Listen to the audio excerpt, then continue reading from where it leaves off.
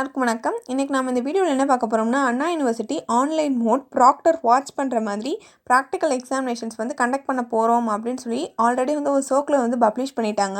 இந்த circular publish ஆனதுக்கப்புறம் students மனசில் நிறைய பேத்துக்கு ரொம்பவே பயம் ஏற்பட்டிருக்கு. ஏன் அப்படின்னு பார்த்தீங்கன்னா, போன டைமே எம்சிக்யூ கொஷின்ஸ் தான் அட்டன் பண்ணாங்க போன செமஸ்டர்.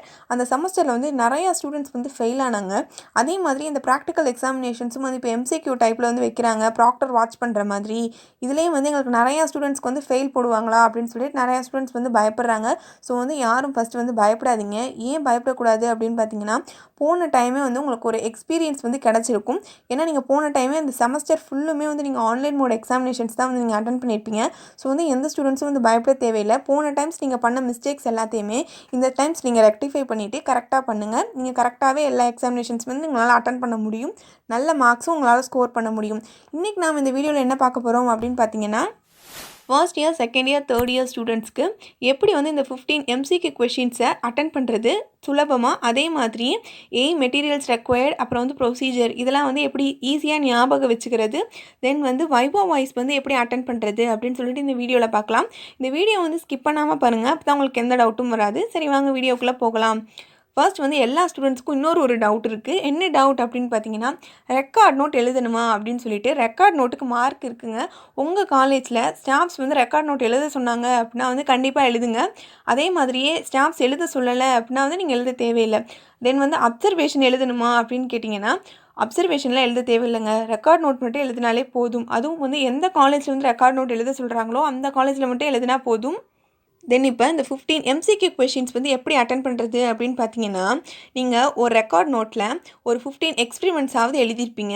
அதே எக்ஸ்பிரிமெண்ட்ஸில் என்னென்ன நீங்கள் செஞ்சுருக்கீங்க, அதாவது நீங்கள் செய்யலை பட் முன்னாடி செஞ்சுருப்பாங்கல்ல, அதை பார்த்து தான் நீங்கள் எழுதியிருப்பீங்க. அதில் என்னென்ன ப்ரொசீஜர் இருக்குது அப்படின்னு சொல்லிட்டு ஒரு 1 டைம்ஸ் ரீட் பண்ணி பாருங்கள். அப்படி ரீட் பண்ணி பார்த்தாலே உங்களுக்கு அதில் நிறையா உங்களுக்கு புரியும். அதுலேயே உங்களுக்கு எம்சிக்யூ கொஷின்ஸ் 15 கொஷின்ஸ் கொடுத்துருந்தாலும் நீங்கள் ரீட் பண்ணியிருக்கதை வச்சே நீங்கள் ஈஸியாக அட்டன் பண்ணிடலாம்.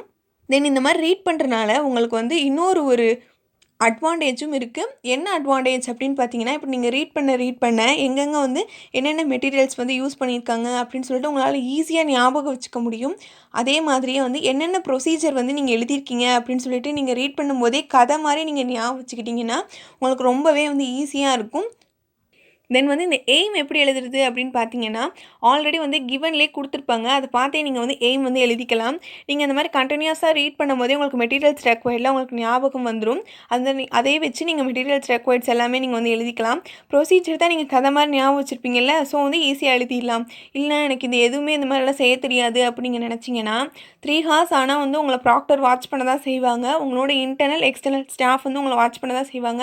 நீங்கள் 3 ஹார்ஸ் சும்மா எழுதுகிற மாதிரியாவது ஒரு சீனை போட்டுட்டு நீங்கள் இந்த அப்லோட் கொடுப்பாங்க டைமு. அந்த டயத்துக்குள்ளே நீங்கள் எழுதி ஃபாஸ்ட்டாக எழுதிருவீங்க அப்படின்னா எழுதி கூட நீங்கள் ஃபோட்டோ எடுத்து அனுப்பலாம்.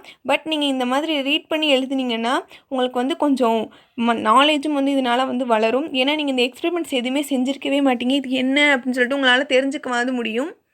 தென் வைவா வாய்ஸ் எப்படி அட்டன் பண்ணுறது அப்படின்னு சொல்லிட்டு பார்த்தீங்கன்னா, யாரும் வைவா வாய்ஸ் பார்த்து முதல்ல பயப்படாதீங்க. வைவா வாய்ஸ் அப்படின்றது என்னென்னா, நீங்கள் என்ன கற்றுருக்கீங்க அதுலேருந்து அப்படின்னு சொல்லிட்டு தெரிஞ்சுக்கிறதுக்காக தான் அந்த வைவா வாய்ஸ் கேட்பாங்க. பட் இந்த டைம் நீங்கள் காலேஜ்க்கே போகலை, எதுவுமே நீங்கள் செய்யலை, அப்புறம் எங்ககிட்ட வைவா வாய்ஸ் கேட்டால் நாங்கள் எப்படி ஆன்சர் பண்ணுவோம் அப்படின்னு நீங்கள் நினைக்கலாம். அப்படி நீங்கள் நினச்சிருந்தீங்க அப்படின்னா நீங்கள் எழுதியிருக்க எய்ம், மெட்டீரியல்ஸ் ரெக்வயர்ட், அப்புறம் அந்த ப்ரொசீஜர் அதுலேருந்து தான் உங்களுக்கு கொஷின் ரைஸ் பண்ணுவாங்க. ஸோ நீங்கள் என்ன எழுதியிருக்கீங்களோ அது தெளிவாக எழுதிக்கங்க. தெளிவாக புரிஞ்சுக்கிட்டாலே நீங்கள் ஈஸியாக வைவா வாய்ஸ் எல்லாமே நீங்கள் ஆன்சர் பண்ணிடலாம். ஃபஸ்ட்டு நீங்கள் பயப்படாமல் போல்டாக பேசுனீங்கனாலே வைவா வாய்ஸ் உங்களுக்கு ரொம்பவே ஈஸியாக இருக்கும். நீங்கள் எழுதியிருக்க எய்மு, மெட்டீரியல்ஸ் ரெக்வயர்டு, ப்ரொசீஜர் இது எல்லாத்தையுமே நீங்கள் ஃபோட்டோ எடுத்து உங்கள் காலேஜில் சொல்லியிருக்க இமெயில் ஐடி இல்லைன்னா கூகுள் கிளாஸ் ரூமில் அப்லோட் பண்ண சொல்லியிருப்பாங்க.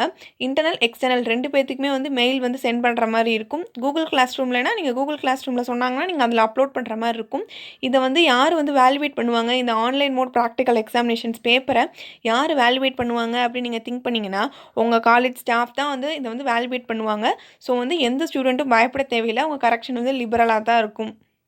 பிகாஸ் உங்கள் காலேஜ்லேயே உங்களை ஃபெயில் பண்ணணும் அப்படின்னு சொல்லிட்டு எந்த ஸ்டாஃபும் நினைக்க மாட்டாங்க. ஸோ உங்களுக்கு ஈஸியாக தான் வேல்யூவேட்டும் பண்ணுவாங்க.